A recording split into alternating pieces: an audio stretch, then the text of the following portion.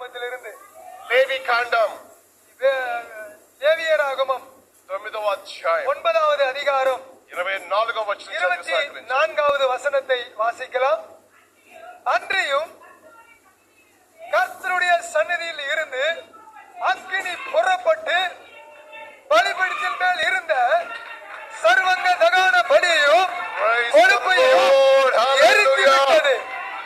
ఇప్పుడు దేవునికి సన్నిధి నుంచి தேவனுடைய சமூகத்தில் இருந்து బలమైన అభిషేకం చేత నింపబడిన అగ్ని ప్రతి వారిపై దిగి వచ్చింది. హల్లెలూయా. தேவனுடைய சமூகத்தில் இருந்து பலமான அக்கினி இறங்கி வந்திருக்கிறது. ఆమేన్. ஆமென். ప్రత్యక్ష గుడారములో ప్రత్యక్ష గుడారం ஆசாரிப்பு கூடாரத்தில் ఆవరణంలో మండుచున్న ఈ యొక్క బలిపీఠం ఉంది. ஆசாரிப்பு கூடாரத்தில் எரிந்து கொண்டிருக்கக்கூடிய ஒரு பலிபீடம் உண்டு. పరిశుద్ధ స్థలములో ధూపవేదిక మండుచున్న ఒక వస్తువుగా ఉంది. பரிசுத்த ஸ்தலத்துக்குள்ளே எரிந்து கொண்டிருக்கக்கூடியதான ஒரு வஸ்து இருக்கிறது. అతి పరిశుద్ధ స్థలంలో ఉన్న మందసం అది నిత్యము మండుచునే ఉంది. மகா பரிசுத்த ஸ்தலத்திலும் எரிந்து கொண்டே இருக்கிறது அக்கினி.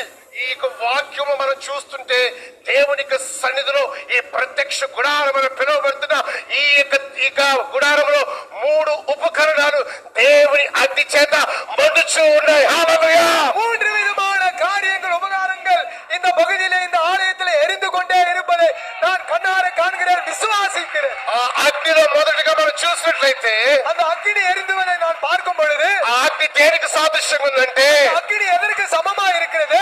దేవునికి దర్శనానికి సాదృశ్యం. தேவனுடைய தரிசனத்துக்கு அது சமமாக ఆ இருக்கிறது. అగ్నిలో రెండో సాదృశ్యం ఏంటంటే இந்த இரண்டாவது சமம் என்னவென்றால் దేవునికి పిలుపు ఉంది.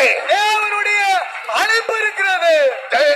ఈ యొక్క అగ్నిలో మూడోదిగా మనం చూసినట్లయితే மூன்றாவது விதமாக அக்கினியில பார்க்கும் பொழுது దాంట్లో భద్రత కలిగి ఉన్నాం. ప్రొటెక్షన్, அதாவது பாதுகாப்பு மூன்றாவது விதமாக இந்த அக்கினியில இருக்கிறது. ఈ అగ్నిలో 3 దాగున్నాయి. இந்த அக்கினியிலே 3 விதமான காரியம் இருக்கிறது. మొదటగా முதலாவதாக నీ దర్శనం ఉంది. உன்னுடைய தரிசனம் இருக்கிறது. రెండోదిగా இரண்டாவதாக నీ పిలుపు ఉంది. உன்னுடைய அழைப்பு இருக்கிறது. మూడోదిగా மூன்றாவதாக నీకు భద్రత ఉంది. உன்னுடைய హల్లెలూయా. ప్రొటెక్షన్, பாதுகாப்பு இருக்கிறது.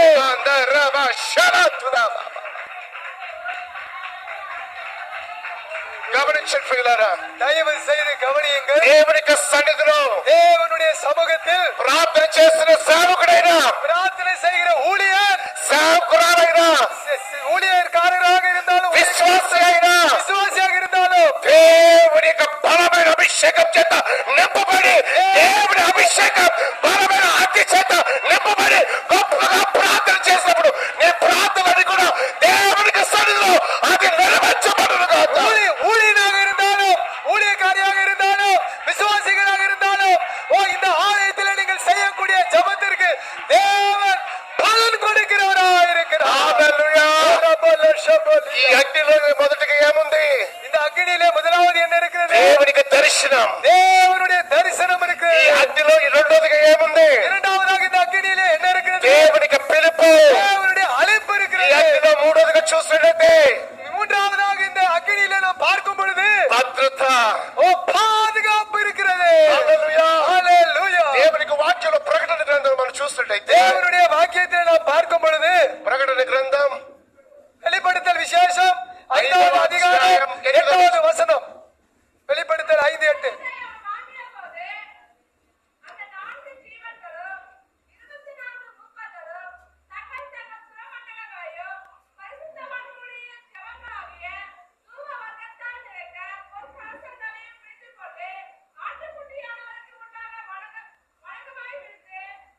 రైట్. తెలుగులో మనం చూసినట్లయితే someone can read in Telugu. Telugu please. Telugu இருந்தா வாசிக்க முடிஞ்சா வாசிங்க. తెలుగు చదవగలరా? தெலுங்கு இருக்கா? ఆ 4 జీవులను వీణులను గమనించండి. ధూప ద్రవ్యములతో నిండి ఉన్న தயவு செய்து கவனியுங்கள். చదువు పాస్టర్. సువర్ణ పాత్రలు పట్టుకొని ఉన్న 24 మంది పెద్దలను ఎక్కడ సాగిలపడ్డారంటండి?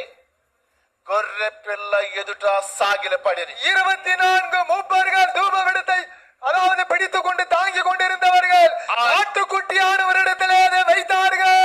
ఆ 24 మంది పెద్దలలో వాళ్ళ చేతిలో ఉన్నది ఏంటి? 24 மூப்பரிடத்திலே இருக்கிற பெரியவரிடத்திலே என்ன?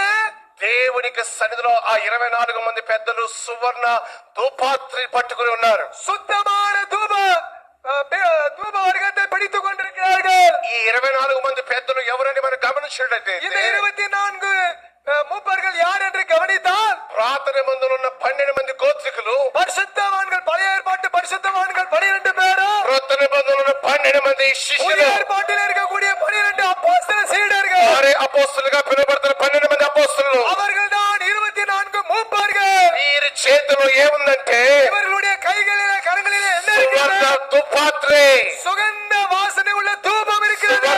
సువర్ణ ధూపాత్రి, சுகந்த வாசனை உள்ள தூப கலசம், బంగారం. தங்கம் தங்கம். Praise God, Praise God. హల్లెలూయా. Hallelujah. అదే మన ప్రకటన గ్రంథంలో మనం చూసినట్లయితే வெளிப்படுத்தல் விசேஷத்தில் நாம் பார்க்கும் பொழுது గమనించండి, கவனித்து பாருங்கள். 8వ అధ్యాయము 8வது வசனம் 4-5 వచనాలు చదవండి. ప్రకటన గ్రంథం. 8 வாசிப்போம். అయ్యా ఫస్ట్ తమిళ చదవండి, తర్వాత తెలుగులో చదువుతాం.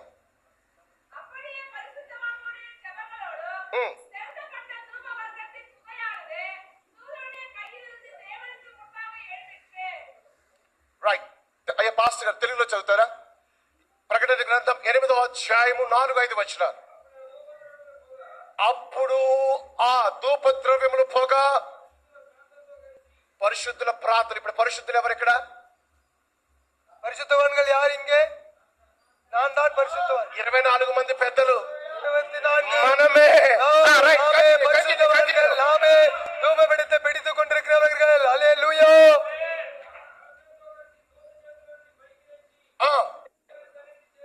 దేవుని సన్నిధికి చేరను.